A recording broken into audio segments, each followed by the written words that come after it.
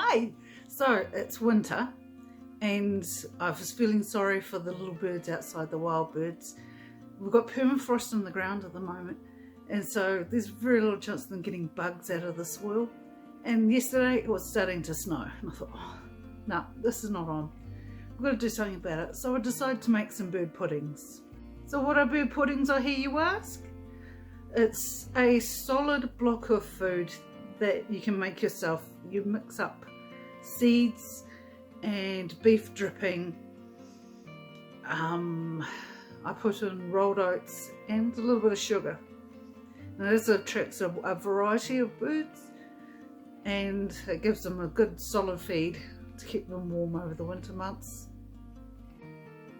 So here's how I did it. First of all, I took the package of beef dripping and I melted it, and so it was all liquefied. Then I added in the seeds and the rolled oats and the sugar, and I stirred it all together. And I don't really have exact measurements of how much I used of each ingredient.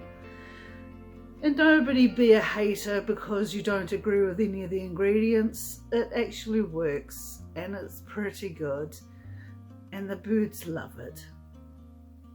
If you want to do a different recipe, post it below in the comments and I can always give it a try, see what you think. Once I mixed it all together, then I put it into plastic tubs. What I used, since they're just going to be used as moulds to hold it until it's set, is I went into the recycling box and I got tubs from ramen noodles and one from some mussels we had, and also one which the dripping came in. And when it's all mixed together, I poured it into these pots. And then I put it in the freezer to set. You can keep them, once they're set, you can keep them in the fridge for a while and feed them out as and when you need. What I did when I fed them out was I got an old mesh bag. You can get fruit in it sometimes, onions and that sort of thing from the supermarket.